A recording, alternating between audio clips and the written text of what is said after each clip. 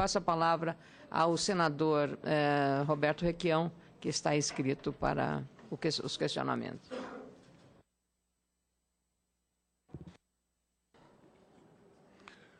Eu avalio esse projeto do Blairo Maggi como uma iniciativa positiva.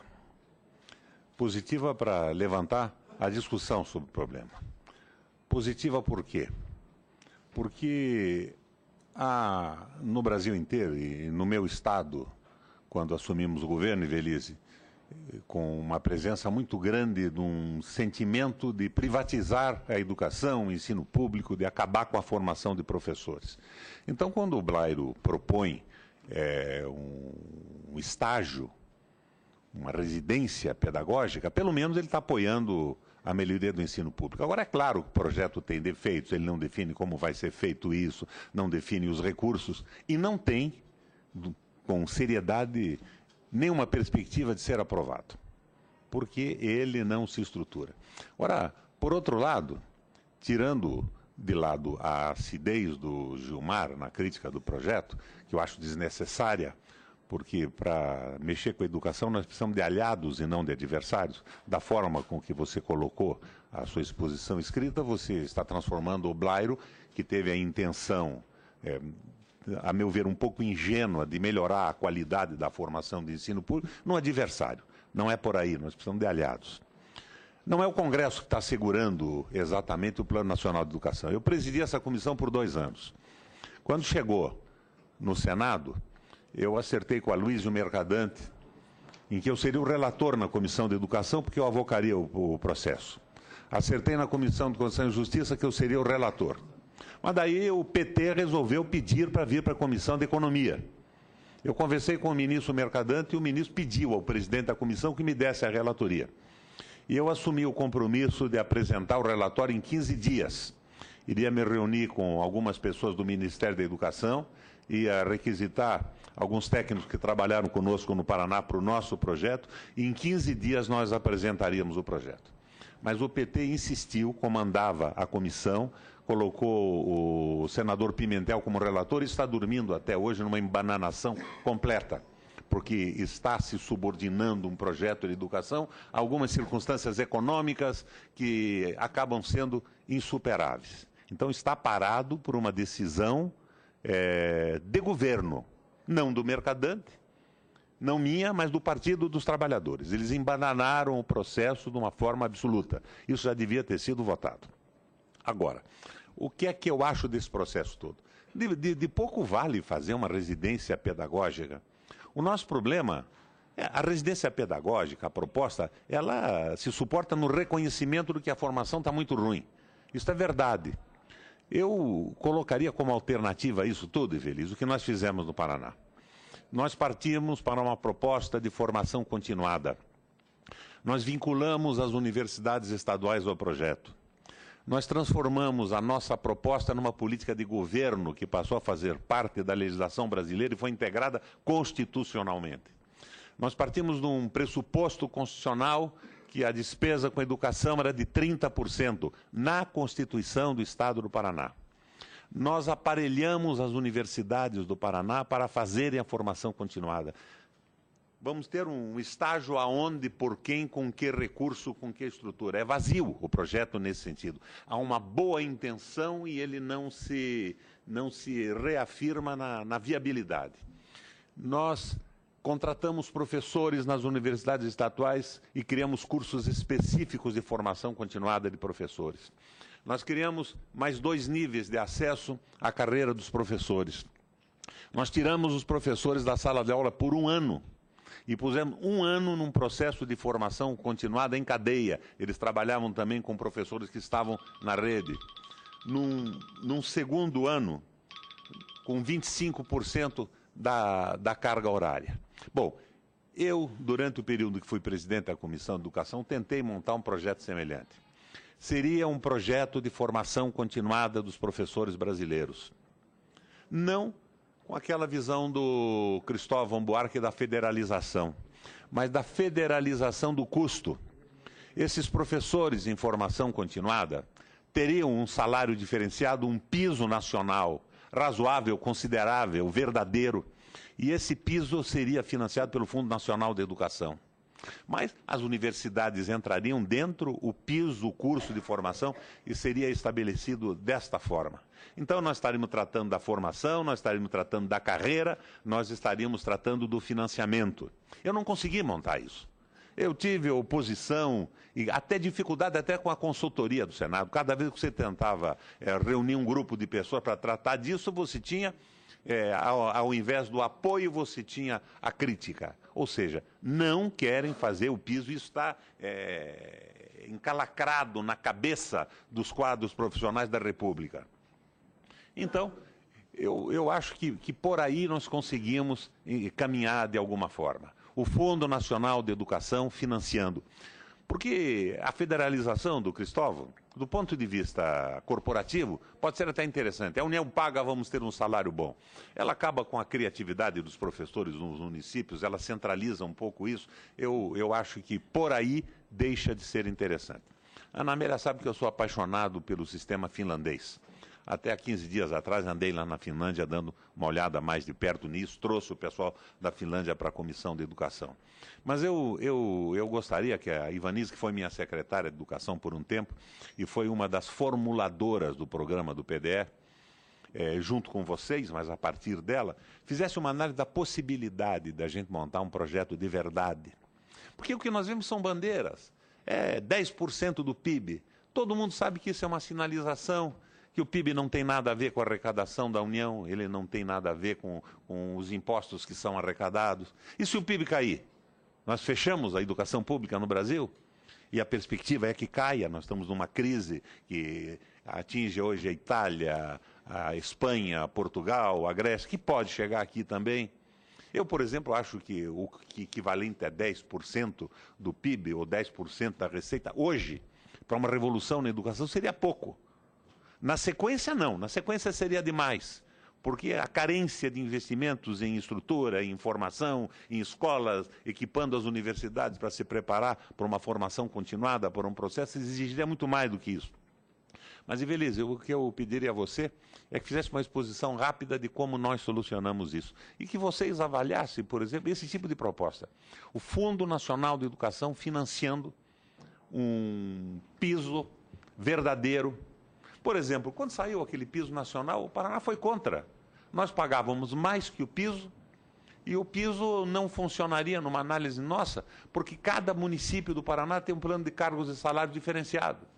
Então, uma prefeitura, por exemplo, que tivesse alguns prefeitos responsáveis e que tivesse feito um plano de cargos e salários de verdade, podia ir para 9, 10 mil reais, o que não poderia pagar. E a outra, que não tinha salário nenhum, com o piso continuava sem salário algum, porque o piso é realmente insignificante para pagar um professor. E o piso acabaria atrapalhando alguns projetos nossos lá. Mas, Ivelise, uma consideração sobre a possibilidade da gente montar aquele nosso processo de integração da universidade com a formação das universidades públicas, uma ancoragem no Fundo Nacional de Educação e transformar isso numa política de Estado, não numa proposta de gestão de um período do Ministério da Educação ou de secretarias estaduais ou municipais de educação. Senador Requião, essa é a sua questão para a representante do Ministério da Educação, Evelise, e eu passo a palavra à professora Evelise para a sua manifestação, lembrando que o senador Roberto Requião foi um exemplar presidente desta comissão, sucedida pelo senador Ciro Miranda. Então, ele tem comprometimento também, e muito com a causa, além do mais, da experiência vivida como governador do Paraná por mais de uma vez e a sua qualidade de gestão. E eu aproveito uma coisa, não saiu o Plano Nacional de Educação porque o PT não quis. Agora, se não quis para fazer muito melhor do que eu faria, nós vamos ver, mas impediu que nós discutíssemos e aprovássemos. Pediu para ir para a Comissão de Economia, que estava na mão do Delcídio. O Delcídio ia me dar a relatoria no compromisso de 15 dias com o Mercadante, mas eles exigiram a relatoria e o negócio está parado até hoje numa confusão monumental. Obrigada, senador. Com a palavra, a professora Evelise. Eu quero também registrar o meu reconhecimento e deixar público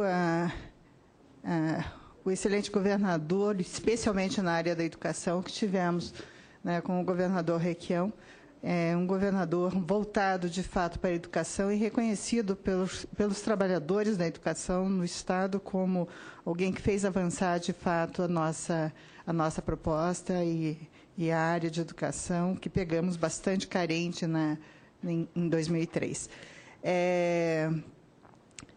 Eu me alongaria muito falando do programa do PDE, quero ser rápida, e talvez o meu maior testemunho aqui é no sentido de que, desde 2007, quando eu saí da Superintendência da Educação, né, que tinha como secretário o Maurício Requião, e que trabalhávamos muito juntos, e assumi a Secretaria de Estado, e, na sequência, assumi o Concede, por diversas vezes vim a essa casa aqui no Senado e ao Ministério da Educação para apresentar o PDE, que é o Programa de Desenvolvimento do Estado, onde fizemos realmente um processo de formação, que não era só um processo de formação, mas um processo de articulação da universidade com a educação básica. A Helena foi diversas vezes lá no Estado, conheceu a proposta e também viu os frutos dessa proposta. A universidade mudou sua perspectiva em relação à educação básica, porque ela passou a entrar dentro da escola básica e trazer a escola básica para dentro da universidade. Foi um projeto amplo de rediscussão, inclusive curricular, do que se ensina dentro da escola, né, nessa discussão e num processo formativo dos nossos professores, que, sem dúvida nenhuma, trouxe uma modificação no quadro da qualidade educacional do Paraná. Não foi por acaso que ficávamos sempre, e não gosto de registrar isso no sentido de ranking, mas sempre tínhamos as melhores colocações, né, do Paraná, em primeiro lugar no IDEB e em diversos outros programas avaliativos colocados tanto pelo Ministério como por outros institutos. Creio, governador, que talvez um dos maiores reconhecimentos foi o fato do próprio ministro Aloysio Mercadante, na época do Fernando Haddad também, ter me chamado para assumir o Ministério da Educação e a direção. Com certeza foi por esse programa que desenvolvemos um grupo muito bom, né, de trabalho, não fui eu sozinha, reconheço o trabalho de uma equipe toda, e que estou atualmente na direção de apoio à gestão educacional, que trata especificamente do programa de formação continuada. E a minha proposta, estou há 4 meses dentro do Ministério, é justamente implementar esse programa que veio já na discussão e já foi incorporado em muitas propostas do próprio Ministério da Educação, como o Pacto da Alfabetização, que traz justamente colocar a universidade lá na escola, tem o mesmo princípio que está posto no PDE lá no Paraná, que infelizmente está perdendo um pouco agora aquilo que nós propusemos na época, e os outros programas do Ministério da Educação, da Rede de Formação, que tem a universidade como nossa referência, fazendo, né, um processo de formação lá na ponta, na escola, para que ele possa realmente fazer essa articulação e fazer desse professor um professor que pensa, um professor que a gente chama de sujeito epistêmico, ou seja, uma pessoa que pode produzir conhecimento e não está ali como mecânico, simplesmente, né, para refazer e transmitir saberes que, às vezes, não tem muito sentido nem para ele, nem para os alunos. Então, foi um programa intenso e que temos buscado incorporar esse programa dentro do Ministério da Educação nas novas propostas de formação continuada. Muito obrigada, professora Evelise. Eu queria... Isso tem que funcionar com financiamento bem claro. Nós acompanhamos isso com um livro didático feito pelo magistério, um livro dialético, todo ano era modificado, discutido com os professores da universidade e os professores da nossa rede, virou política de Estado, veio junto com a obrigação constitucional de investir 30% na educação do Paraná, quer dizer, viabilizamos o financiamento, mas a gente tinha que apostar, daí eu estou com você, Gilmar, tem que pegar isso por inteiro, jogar pesado, tem que ter dinheiro mesmo. Agora, vocês vejam bem, vai a crítica aqui ao Senado da República, se nós levantarmos a fantasia dos 10% do PIB, nós vamos ter gente fazendo discurso no plenário. Mas para discutir uma proposta e a viabilização dela, estou eu e o Randolph aqui na comissão. Por uma série de circunstâncias, inclusive de ter aí 30 comissões se reunindo ao mesmo tempo. Nós não estamos levando a sério, são bandeiras que funcionam mais do ponto de vista eleitoral. 10% do PIB para a educação, isso é uma sinalização que não significa rigorosa e absolutamente nada, porque ela não está dentro do orçamento, e acaba sendo o pretexto para não pôr dinheiro no orçamento da educação. Agora temos a oportunidade do pré-sal, Então, podemos colocar no Senado, senador, a metade das tais emendas condicionais para saúde e educação, mas Vossa Excelência sabe que esse dinheiro do pré-sal é dividendo do fundo e isso vai funcionar daqui a 12, 15 anos. Então, nós não estamos enfrentando o problema. Agora, preservo a boa intenção do Blairo. Ele, pelo menos, reconheceu que a formação de professores está ruim e tentou colocar uma residência, que é a proposta que se coloca para a medicina e até para o SUS. Mas eu concordo com você, não resolve nada. Formação de professor é uma formação continuada, como é na Finlândia, como nós começamos a fazer no Paraná, e tem que ser política de Estado. As nossas universidades, senadora Ana Amélia, elas foram ampliadas fisicamente para funcionar esse programa. Para que alguém não dissesse, não tem espaço, foram construídas salas de aulas, departamentos, equipamentos, computadores, abrimos concurso para professores que iam ter a tarefa específica na formação. E eu queria trazer essa experiência para o Senado e para o Congresso Nacional.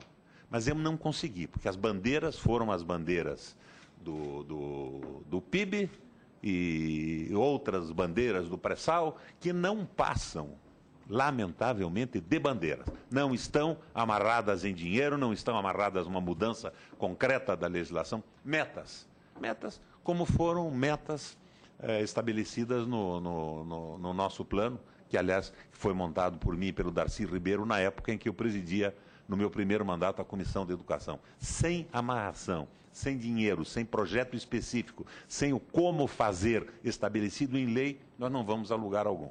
Conclusão, a intenção dessa proposta do Blairo é maravilhosa, a consequência é nula.